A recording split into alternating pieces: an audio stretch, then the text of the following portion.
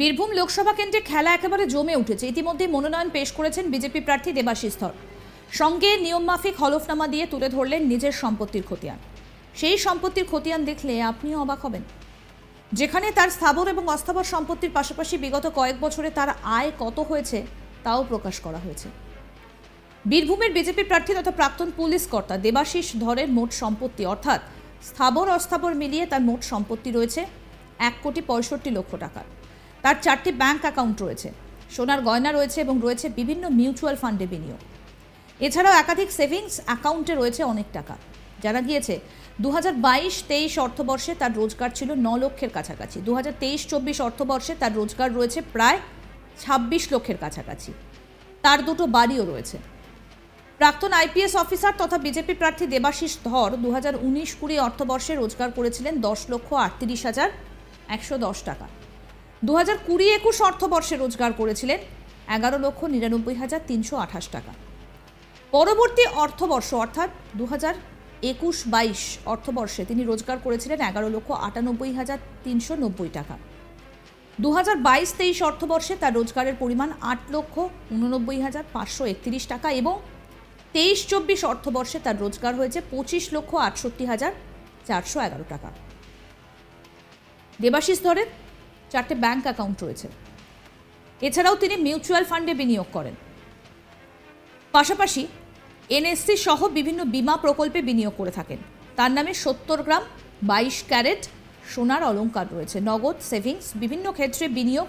আর এই সমস্ত কিছু মিলিয়ে তার কাছে থাকা মোট অস্থাবর সম্পত্তির পরিমাণ 85,24,338 টাকা।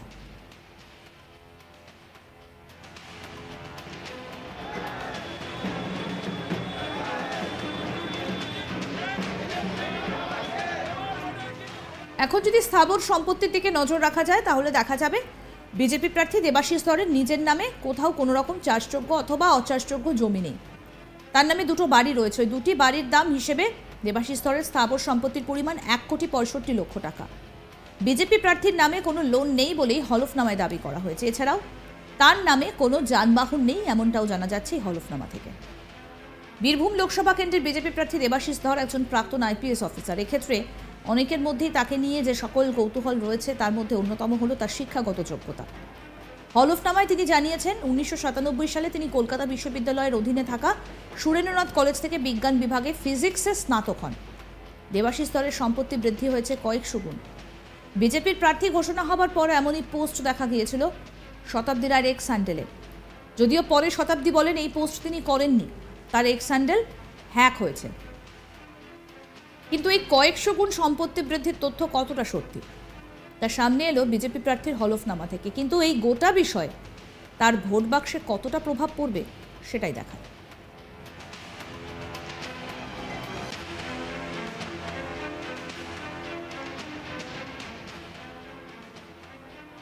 আমাদের প্রতিনিধি শান্তনু হাজরা কি প্রতিবেদন তুলে ধরলেন এবার সেটাই দেখব। বীরভূম লোকসভা কেন্দ্রের 3 প্রার্থীর কোটি টাকার সম্পত্তি।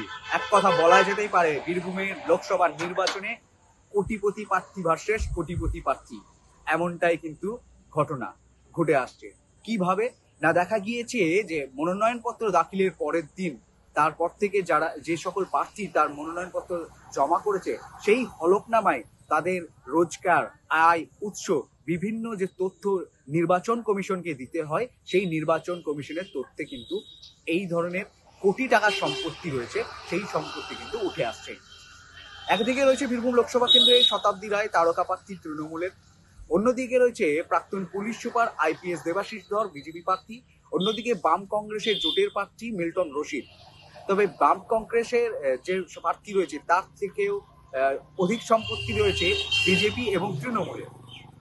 বিজেপি প্রার্থী আইপিএস দেবাশিস ধরের মোট সম্পত্তি স্থাবর অস্থাবর সম্পত্তির পরিমাণ হচ্ছে 1,65,00,000। দেবাশিস ধরের 4টি ব্যাংক অ্যাকাউন্ট রয়েছে, 70 গ্রাম 22 ক্যারেট সোনার অলংকার রয়েছে, বিভিন্ন মিউচুয়াল ফান্ডে বিনিয়োগ রয়েছে, একই সঙ্গে একাধিক সেভিংস রয়েছে। রীতিমতো 2022-2023 অর্থবর্ষে রোজগার ছিল প্রায় 9 লক্ষের কাছাকাছি। 2023-2024 অর্থবর্ষে তার রোজগার হয়েছে প্রায় 26 লক্ষের কাছাকাছি। সব মিলিয়ে স্থাবর সম্পত্তি মিলিয়ে তার ৮৬ লক্ষ টাকার মতো স্থাবর সম্পত্তি রয়েছে, তার রয়েছে 2টি বাড়ি। বলা যেতেই পারে স্থাবর ও অস্থাবর সম্পত্তি মিলিয়ে দেবাশিস ধরের ১,৬৫,০০,০০০ টাকার সম্পত্তি রয়েছে, কিন্তু তার কোনো লোন বা কোনো বেসরকারি লোন কিন্তু নেই। হলফনামে এটাও নিয়োগ করা হয়েছে। আর এই নিয়েই রাজনৈতিক ময়দানে কিন্তু শুরু হয়েছে কোটি টাকার প্রার্থী হিসাবে বিবেচিত হচ্ছে, রীতিমতো একের অপরকে কটাক্ষ করছে। দেখা গিয়েছে 1 এপ্রিল 2024 1 এপ্রিল শতাব্দী রায় তার নিজের এক স্যান্ডেল থেকে একটি পোস্ট করেছিলেন যে বহুগুণ সম্পত্তি বেড়েছে আইপিএস দেবাশিস ধরে।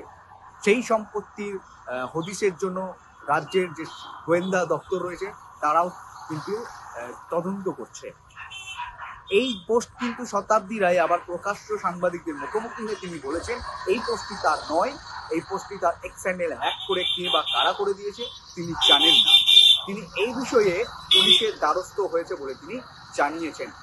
রীতিমতোই বীরভূম লোকসভা কেন্দ্রে কোটিপতি প্রার্থীদের লড়াই, আর সেই লড়াইয়ে পরিশ্রম করছে শ্রমজীবী মানুষ, খেটে খাওয়া মানুষ, একেবারে দরিদ্র নিম্নবর্তী রেখার মানুষজন।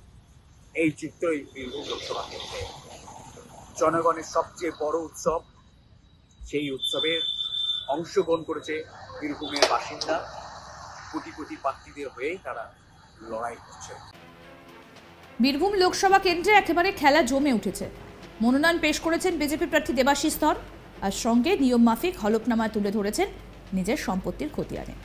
সেই সম্পত্তিরই খতিয়ান দেখলে এবার আপনি অবাক হয়ে যাবেন। স্থাবর এবং অস্থাবর সম্পত্তির পাশাপাশি বিগত কয়েক বছরে তার আয় কত হয়েছে সেটাও প্রকাশ করা হয়েছে।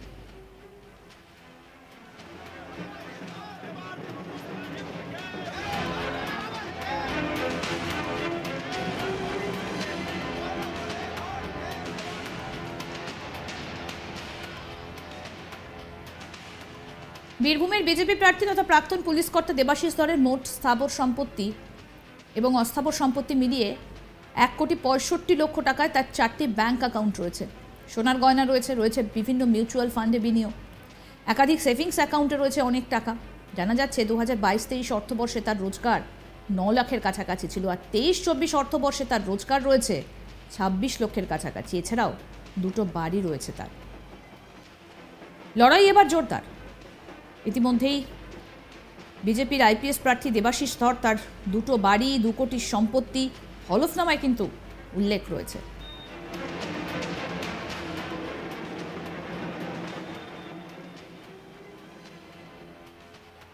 আরও আপডেট পেতে দেখতে থাকুন আজ তাক বাংলার ইউটিউব চ্যানেল, সাবস্ক্রাইব করুন।